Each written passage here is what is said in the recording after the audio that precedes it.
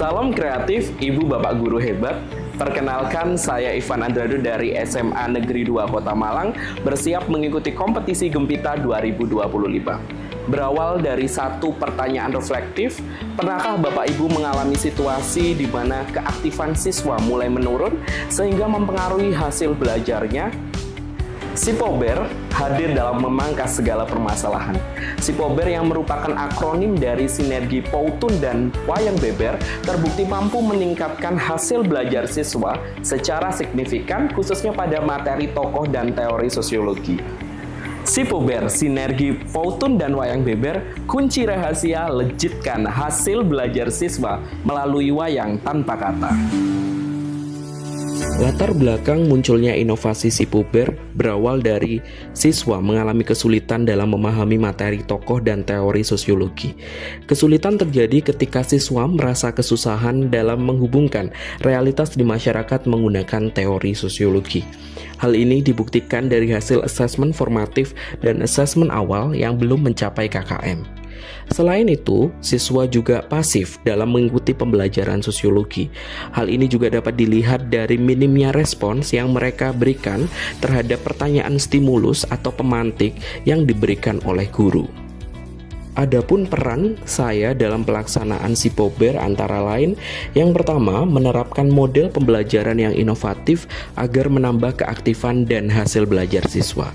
Kemudian sebagai fasilitator, guna memfasilitasi dan memastikan bahwa siswa bisa mengakses video Powtoon yang telah saya buat dengan mudah, serta memfasilitasi siswa dalam proses pembuatan karya Wayang Beber menggunakan Canva.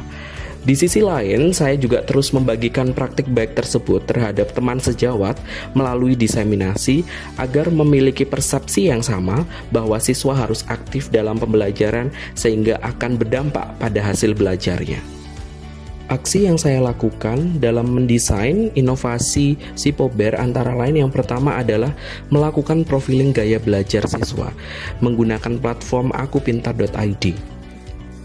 Berdasarkan bagan tersebut menunjukkan bahwa mayoritas di kelas 10F siswa memiliki gaya belajar visual yaitu sebanyak 50% dan 32% memiliki gaya belajar kinestetik dan 18% adalah auditori.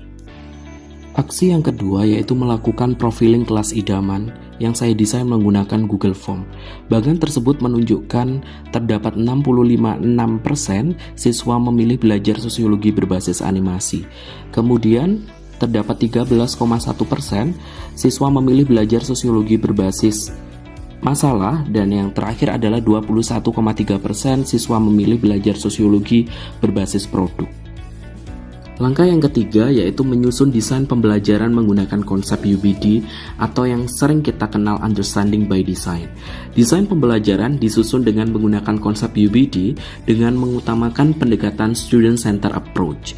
Dengan menggunakan pendekatan ini, diharapkan siswa dapat terlibat aktif selama pembelajaran berlangsung, dan guru berperan sebagai fasilitator dalam kegiatan belajar mereka. Selain itu, guru juga menggunakan model pembelajaran Discovery Learning. Discovery Learning adalah model pembelajaran yang menekankan pada keterlibatan aktif siswa selama proses belajar. Secara keseluruhan, penggunaan Powtoon dan Wayang Beber melalui Canva dalam pembelajaran sosiologi telah terbukti efektif dalam peningkatan hasil belajar siswa. Kedua media ini membantu mengatasi tantangan dalam memahami materi yang rumit, terutama tokoh dan teori sosiologi. Berdasarkan grafik tersebut menunjukkan bahwa terjadi peningkatan rata-rata hasil belajar yang signifikan pada kelas 10F. Rata-rata hasil asesmen awal yang semula hanya sebesar 62, sekarang meningkat signifikan menjadi 93. Peningkatan rata-rata hasil belajar ini tentunya tidak terlepas dari proses pembelajaran yang telah dilakukan dengan memperhatikan hasil tes diagnostik dan profiling kelas idaman. Dengan memahami minat dan karakteristik siswa secara utuh, tentu akan mempermudah guru dalam mendesain pembelajaran sesuai dengan kebutuhan siswa, dan alhasil tentu akan berdampak positif pada hasil belajar siswa di kelas.